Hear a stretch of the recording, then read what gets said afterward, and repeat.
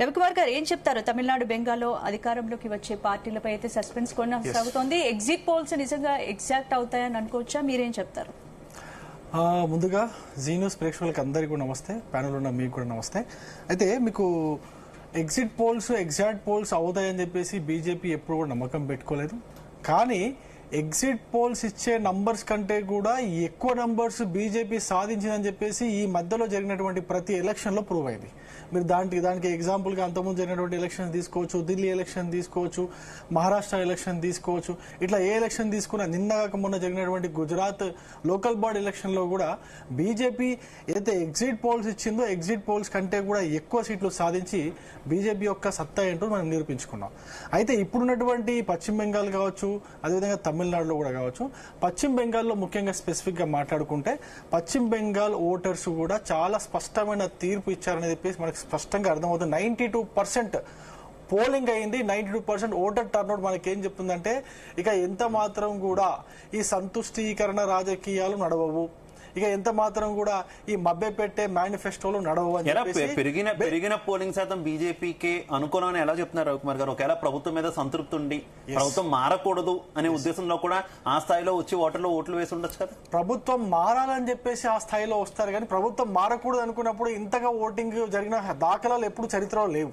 ఎప్పుడైతే మనం చూడండి, మీరు ఎప్పుడైతే ప్రభుత్వాలు మారాలనుకున్నప్పుడు ఇన్కంబెన్సీ బాగా వచ్చినప్పుడు ఓటింగ్ పర్సంటేజ్ బాగా పెరుగుతుంది. మీరు అనేక రాష్ట్రాల ఎక్కువ మీరు ఎలక్షన్ యొక్క మీరు ఒకసారి వెనక్కి వెళ్ళి చూస్తే మీకు అర్థమవుతుంది. అదేవిధంగా బెంగాల్లో కూడా ఇప్పుడు 92% అంటే దీనికి రెండు కారణాలు. ఒకటి ఏంటంటే 15 ఏళ్ల మమత రాక్షస పాలన, అసలు ఎక్కడ కూడా లా అండ్ ఆర్డర్ లేనటువంటి పాలన, ఎక్కడ కూడా అసలు గవర్నెన్స్ లేనటువంటి పాలన సాగింది. ఏమి జరిగినా కూడా అసలు ఎవడు కూడా అడిగేటువంటి నోరు తెరిచి అడగడానికి కూడా భయపడేటువంటి ప్రజలు ఉన్నటువంటి బెంగాల్లో మమతను దించడానికి బెంగాల్ ప్రజలు నిశ్చయించుకున్నారు. కాబట్టి ఈ యొక్క టర్న్అవుట్ ఇంతగా పెరిగిందనేది మనం చాలా స్పష్టంగా అర్థం చేసుకోవచ్చు. ఒకటి. రెండో విషయం కూడా ఏంటంటే మీకు విశ్వ గారు, మీకు ఆర్జికర్ ఇన్సిడెంట్ కావచ్చు, సందేశ్ ఖాళీ ఇన్సిడెంట్ కావచ్చు, ఇట్లా ఈ రెండు బయటకు వచ్చినాయి. మమతా గవర్నమెంట్ లో కూడా ఈ రెండు ఇన్సిడెంట్స్ బయటకు వచ్చినాయి చెప్తున్నారు. బయటకు వచ్చినాయి ఫోకస్ పెట్టారు రవికుమార్, మీరు ఫుల్ ఫోకస్ పెట్టారు. ప్రధానమంత్రి అమిత్ షా అయితే అక్కడే మకం వేసిన పరిస్థితి చూస్తాం. చాలా టార్గెటెడ్ గా మీ రాజకీయ పార్టీ కాబట్టి ఎట్లయినా గెలవాలని సర్వశక్తులు ఓడిన పరిస్థితి మనకు కనిపించింది. కాకపోతే ఎగ్జిట్ పోల్స్ మనం చూసుకుంటే ఎక్కడా కూడా పూర్తి స్థాయిలో ఖచ్చితంగా భారతీయ జనతా పార్టీ గెలుస్తుంది, లేదంటే తృణమూల్ కాంగ్రెస్ గెలుస్తుంది అని ఖచ్చితంగా చెప్పలేని సిచ్యువేషన్ కదా. ఎందుకలా అంటే ఈ యొక్క పోలింగ్ అనేది ఎంత టైట్ గా జరిగింది, టీఎంసీకా లేకపోతే బీజేపీకా అని చెప్పేసి ఈ పొలిటికల్ పండితులు కూడా అంచనా వేయలేనటువంటి పరిస్థితి ఉన్నది.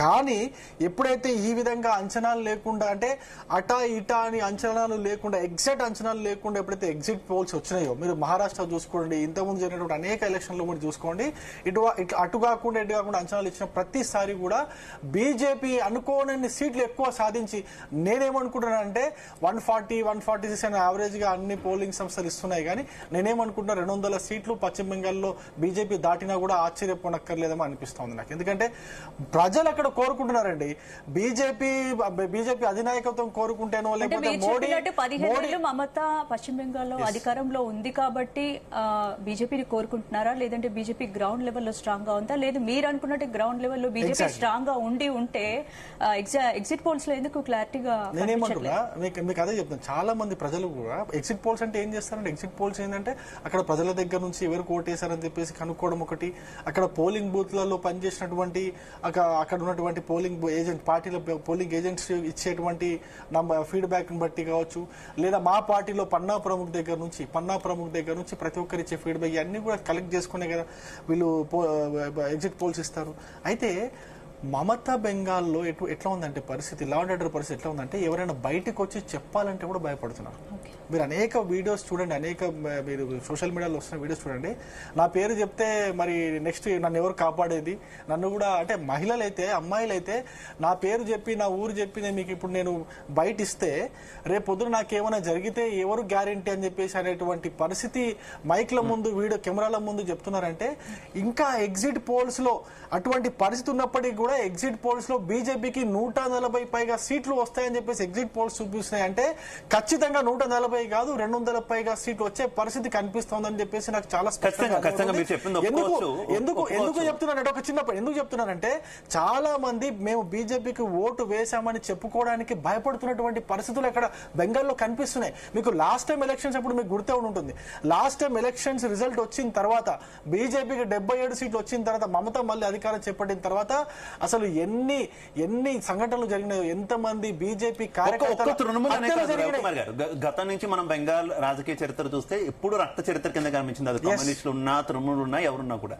నా పాయింట్ ఏంటంటే ఒక్కసారి మనం హిస్టరీ కనుక చూసుకుంటే బెంగాల్లో అధికారంలో ఉన్నటువంటి పార్టీకి అక్కడ ఉన్న ప్రజలు సుదీర్ఘంగా రాజకీయ అవకాశం కల్పించినటువంటి ప్రభుత్వ ఏర్పాటుకి మనం ఇప్పటి వరకు చూస్తాం. అది కమ్యూనిస్టులైనా తర్వాత తృణమూలైనా ఏదైనా సరే. కానీ అపోజిషన్ లో ఢీకొట్టిన ప్రతి పార్టీ కూడా కూటమిగా వస్తేనే అక్కడ వాళ్ళకి గెలుపు దక్కినటువంటి పరిస్థితి. కమ్యూనిస్టులు కొట్టారు అంటే మమతా బెనర్జీ కూటమిగానే వచ్చినటువంటి పరిస్థితి. అలాగే ఒక బలమైనటువంటి కీలక నేత, విపక్ష నేత కూడా కనిపించాలి. కానీ బెంగాల్లో ఈ రెండు కూడా భారతీయ జనతా పార్టీ చేయలేదు. కేవలం భారతీయ జనతా పార్టీ సింగిల్ గానే పోటీ చేసింది. అలాగే ఒక కీలక నేత సువేందు అధికారి ఉన్నప్పటికీ కూడా మమతను ఢీకొట్టే అంత స్థాయిలో ఎక్కడా కూడా కనబడలేదు కదా. కేవలం మోదీ ముఖ చిత్రాన్ని పెట్టుకునే బెంగాల్లో కూడా మోదీ వర్సెస్ దీదీ అన్న తరహాలోనే సాగినటువంటి పరిస్థితి. ఏ రకంగా గెలుస్తుంది? నేను ఒక విషయం చెప్తాను. మోడీ అనుకుంటున్నారా, లేకపోతే అమిత్ షా అనుకుంటున్నారా, లేకపోతే అక్కడ ఉన్నటువంటి సువేందు అధికారి నేను అంటే సీఎం అవ్వాలని, లేకపోతే బీజేపీ ఇక్కడ గెలిపించాలని అనుకుంటున్నారా అనేది కాదు. బెంగాల్ ప్రజలు గట్టిగా ఈ రాష్ట్రంలో బీజేపీ రావాలని కోరుకుంటున్నారు కాబట్టే బీజేపీ వస్తుంది అంటున్నారు ఆయన.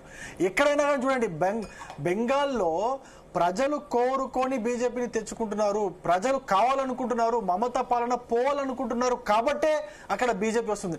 లేదా ఒక కేవలం మోడీ గారు అని లేదా అమిత్ షా గారు అనుకుంటే రాదండి. ఎక్కడైనా గుర్తుపెట్టుకోండి, ప్రజాస్వామ్యంలో ప్రజలు కోరుకున్న పార్టీకే ఓట్లు వేస్తారు, ప్రజలు కోరుకున్న పార్టీనే అధికారంలోకి తీసుకొస్తారు, ప్రజలు కోరుకున్న పార్టీనే తమ రాష్ట్రంలో ప్రజలు ఆ పార్టీకి అధికారం చేపడతారు. కానీ అంతేగాని ఏదో నేను అనుకున్నంత మాత్రం మీరు అనుకున్నంత మాత్రం రాదు. ప్రజాబలం లేకపోతే ఎవరు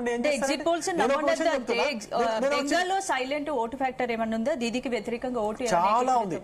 దీదీకి చాలా చాలా వ్యతిరేకంగా చాలా సైలెంట్ ఓట్ ఫ్యాక్టర్ నడిచింది.